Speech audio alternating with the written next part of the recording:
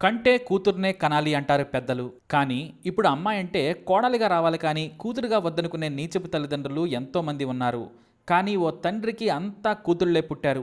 అయితేనేం దేశం గుర్తించేలా తమ తండ్రికి కీర్తి ప్రతిష్టలు తెచ్చారు. ఒకరు కాదు ఇద్దరు కాదు 5గురు కూతుళ్ళు, అంతా చదువులమ్మలే. అదే అంతమంది అమ్మాయిలున్న తండ్రిని పాపం అంతా కూతుళ్లేనా అంటారు. ఇది నిజం.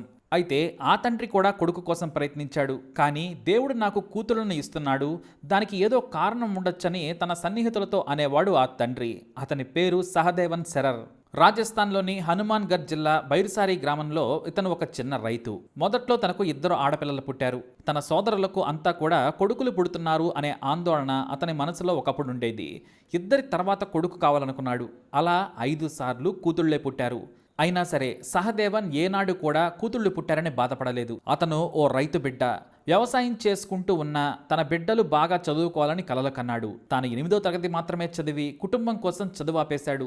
ఇక భార్య లక్ష్మికి చదువు రాదు. తన భార్యకు సహదేవన్ ఒకటే మాట చెప్పేవారు: నువ్వు ఇంటి దగ్గరే ఉండు, పిల్లలు చదువుకునేందుకు ఏర్పాట్లు మాత్రమే చూసుకో, నేను మిగతా విషయాలు చూసుకుంటానని చెప్పేవాడు.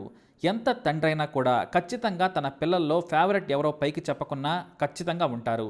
ఏ తల్లిదండ్రికైనా అంతా సమానమే, కానీ కొద్దిగా ఎక్కువ సమానం ఎవరో ఒకరు ఉంటారు. సహదేవన్కు కూడా తన పెద్ద కూతురు రోమా అంటే చాలా ఇష్టం ఉండేది.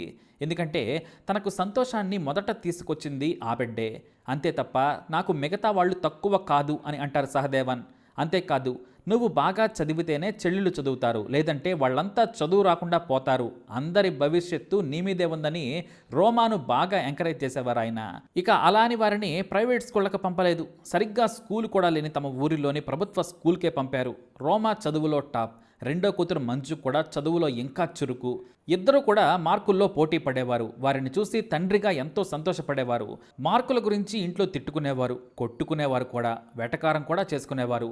అయితే వారిద్దరి మధ్య పోటీ మిగతా ముగ్గురైన అన్షు, రితు, సుమన్లను కూడా బాగా చదువుకునేలా చేసింది. తండ్రి కాలేజీకి పంపలేకపోతే ఇద్దరు డిస్టెన్స్లో డిగ్రీ చదువుకున్నారు. తర్వాత PhDలు కూడా చేశారు. అయితే 2010లో పెద్ద కూతురు రాజస్థాన్ అడ్మినిస్ట్రేటివ్ సర్వీస్లో టాపర్గా నిలిచి RAS ఆఫీసర్గా ఎంపికైంది.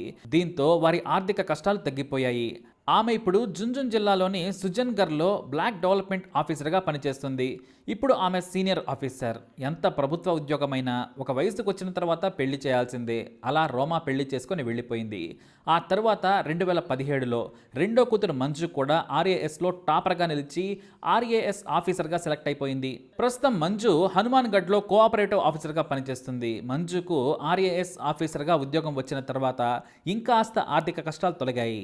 ఇక తాను వ్యవసాయం చేస్తూనే మిగతా ముగ్గురు కూడా బాగా చదువుకోవాలని, తమ సిస్టర్స్ను ఇన్స్పిరేషన్గా తీసుకుని చదవాలని సూచించేవారు తండ్రి. ఇదే సమయంలో 2018లో రాజస్థాన్ అడ్మినిస్ట్రేటివ్ సర్వీస్ నోటిఫికేషన్స్ వెలువడింది. తమ సిస్టర్స్ ప్లానింగ్తో కష్టపడి చదివారు ముగ్గురు సిస్టర్స్. అన్షు, రీతు, సుమన్లు రోజుకు 10 గంటలు కష్టపడి పోటీ పడి మరీ చదివారు. వారి కష్టానికి తగ్గ ఫలితం దక్కింది. ఒకే గ్రామం నుంచి కాదు ఒకే ఇంటి నుంచి ముగ్గురు RAS ఆఫీసర్స్గా ఎంపికై దేశవ్యాప్తంగా రికార్డు క్రియేట్ చేశారు. RAS ఫలితాలలో అన్షుకు స్టేట్ లెవెల్లో OBC కేటగిరీలో 31వ ర్యాంక్ రాగా, రితుకు 96, సుమన్కు 98 వచ్చాయి. రీతు అందరికంటే చిన్నమ్మాయి. ప్రభుత్వ ఉద్యోగం ఈ రోజుల్లో సంపాదించాలి అంటే ఎంత కష్టమో ప్రత్యేకంగా చెప్పనక్కర్లేదు. అది కూడా రాజస్థాన్ అడ్మినిస్ట్రేటివ్ సర్వీసెస్ ఎగ్జామ్ అంటే అత్యంత కఠినంగా, విపరీతమైన పోటీగా ఉంటుంది. అయినా వాళ్ళు కష్టపడి ఉద్యోగం సంపాదించారు. వారి విజయంతో జాతీయ మీడియా కూడా ఆ గ్రామానికి పరిగెత్తుకుని పోయింది. తమ ముగ్గురు కూతుళ్ళు కూడా అక్కల మాదిరిగానే ఉద్యోగాలు సంపాదించడం తనకు ఎంతో సంతోషంగా ఉందన్నాడు ఆ తండ్రి సహదేవన్. నాకు జీవితంలో ఇంతకంటే ఇంకేం అక్కర్లేదన్నాడు. జీవితాంతం తనకు ఉన్న 6 ఎకరాల భూమినే సాగు చేసుకుంటూ వారిని పెంచి పెద్ద చేశారాయన. పైగా ఏడాదిలో ఒక పంట వేస్తే మహా ఎక్కువ, ఎందుకంటే అక్కడ వర్షపాతం చాలా తక్కువ. అయినా సరే తమ బిడ్డలను గొప్పగా చదివించి తనకే గొప్ప పేరు తెచ్చిపెట్టేలా పెద్దాయన చేశారు. ఒకే ఇంట్లో 5గురు బిడ్డలను ప్రభుత్వ ఉద్యోగాలు సంపాదించేలా ప్రోత్సహించిన సహదేవన్ను అంతా మెచ్చుకుంటూ ఉన్నారు. ఇక తన బిడ్డలను చూసి వారి తల్లి లక్ష్మి ఆనందంతో ఉబ్బి తబ్బిప్పైపోయింది. వారికంటే తన భర్త కళల్లో ఆనందం ఆమెకు మరింత సంతోషాన్ని ఇచ్చింది.